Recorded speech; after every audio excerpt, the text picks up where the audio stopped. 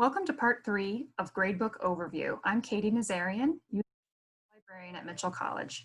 In this video, I will show you how to grade student work and how to modify the student view in the gradebook. So we'll begin on our course page. This is a test course called the Gradebook Setup Course. And you can see I have one assignment that students will be able to submit documents to. And if I, as the instructor, click on that assignment, notice I am not in edit view. I've just clicked on the assignment. And if I scroll down, I can see how many participants are in my class, how many students have begun a draft of this assignment, how many of them have formally submitted the assignment, and how many are left that need grading on my part. It also explains the due date and how much time is left before that due date. I have two buttons at the bottom. One is to view all submissions, and the other is to launch the grader. The View All Submissions button shows us a table of our students. And notice that you can see here, this student has submitted something for grading. I can grade it right here if I've already looked at it. I can launch it in Word here. Or I can click on this grade button, which takes me to the same place as the grade button on the previous screen. And that is a PDF-based online grading tool. This allows you to see a PDF version of the student submission. Along the top, you have lots of tools for marking up the submission. You also have an option here to grade the item. Notice it tells me how many points, what the max points are for this assignment based on how the instructor has that set up. And here I can enter a grade. So let's enter a 95 out of 100. If I had lots of students to grade, I could use these buttons at the bottom to save and show the next submission. Take note that this will appear as a blank document if you visit a student submission that has not been submitted yet. So hopefully after the due date has passed, if you go in to begin reviewing your submissions, you'll see a submission here for each student. But if it is blank, that means the student has not submitted anything yet, not that they submitted a blank document by accident. So for this moment, I'm going to save changes. I'm going to say OK. And up in the top left, I have some options to return to previous screens. I can view all submissions. That's the page that I was on previously. And I can use the breadcrumb trail across the top here to jump to the assignment or back to my course main page.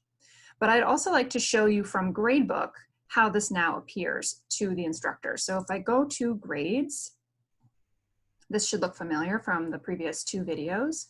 You can see here that the assignment 1 now appears to have a grade of 95.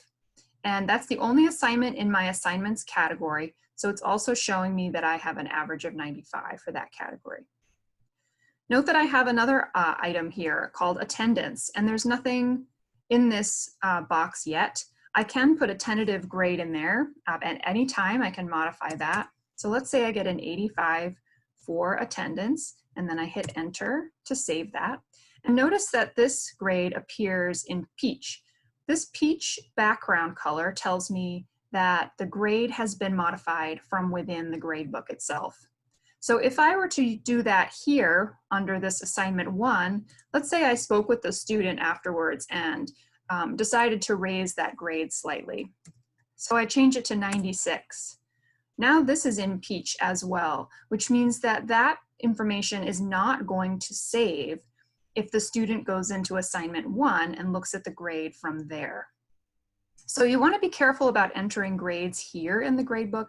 I generally recommend that if it is a Moodle-based item such as an assignment or a quiz or rated forum or any other Moodle activity that is graded, that you go to that activity to enter the grade rather than entering it here in the gradebook. Just makes it a little bit clearer for students. You can ensure that the grade appears in both places. So for the next part of this video, I wanted to show you the user report. The user report is how students see their gradebook.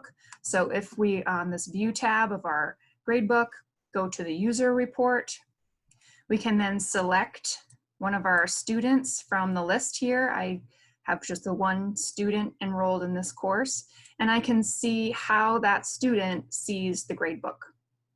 Notice that these grades that I just entered are appearing here correctly. If I had entered any feedback on the gradebook, that would appear here.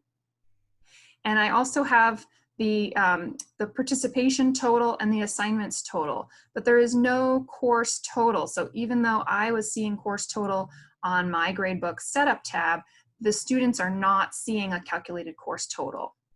This is because I modified that within my gradebook.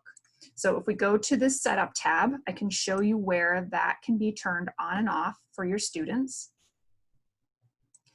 Notice I've got course total down here and it is in gray. That means that it's hidden from student view, and that's very easy to change. Here on the edit menu, I can switch that to show. Now it's no longer gray. And when I go back to my view tab and choose the user report and select a student, I can see that this student can see the course total now as 91.6, taking into account the weight of assignments and participation towards the course total. So this is actually visible by default. If you would like to hide this course total from your students, you'll want to go into your gradebook setup tab and make sure you choose hide from the edit menu next to your course total.